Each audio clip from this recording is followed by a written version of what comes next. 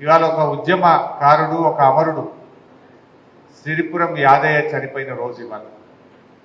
కరెక్ట్గా ఇవాళకి 14 ఏళ్ల క్రితం ఆనాడు చలో అసెంబ్లీ అనేటువంటి ఒక కార్యక్రమం జరుగుతూ ఉంటే, అంటే తెలంగాణ కోసం అసెంబ్లీలో తీర్మానం చేయాలని ఉమ్మడి ఆంధ్రప్రదేశ్ రాష్ట్రంలో ఫిబ్రవరి 20వ తారీఖు 2010వ సంవత్సరం ఆనాడు ఉస్మానియా యూనివర్సిటీ నుంచి అసెంబ్లీ వైపు వస్తూ ఉంటే పోలీసులు అడ్డుకున్నారు, ఇనుప కంచెలు వేసినారు, బాష్పవాయు గోళాలు కొడతా ఉంటే సిరిపురం యాదయ్య ఉస్మానియా యూనివర్సిటీ గేటు దగ్గర ఆయన నిప్పంటించుకొని అమరుడైనటువంటి రోజు ఇవాళటి రోజు.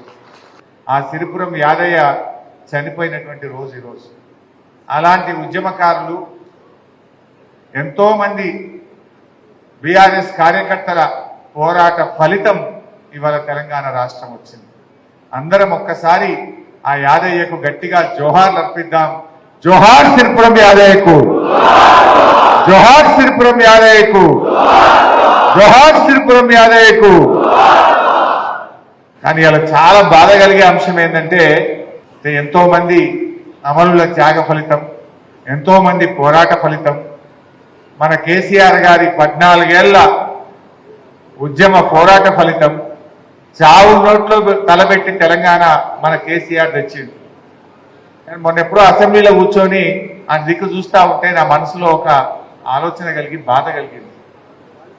ఆనాడు ఉద్యమ సమయంలోనైనా, లేదు తెలంగాణ రాష్ట్రం వచ్చిన తర్వాతనైనా, లేదు మొన్న ముఖ్యమంత్రిగా బాధ్యతలు చేపట్టిన తర్వాతనైనా కనీసం ఏ ఒక్క రోజు కూడా తెలంగాణ అమరవీరులకు స్తూపం దగ్గర ఒక పువ్వు పెట్టని వ్యక్తి, ఒక్కనాడు శ్రద్ధాంజలి ఘటించని వ్యక్తి రాష్ట్రానికి ముఖ్యమంత్రి అయ్యే కదా అని నా మనసుకు ఎంతో బాధ కలిగింది.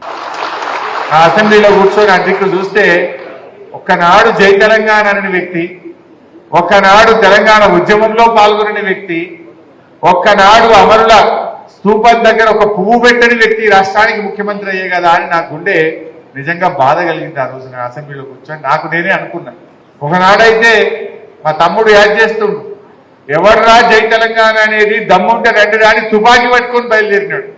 అటువంటి వ్యక్తి రాష్ట్రానికి ముఖ్యమంత్రి అయ్యే కదా అని నేను ఎంతో నాకు నేను అసెంబ్లీలో కూర్చొని నా మనసులో కొద్దిగా బాధపడ్డటువంటి సందర్భం.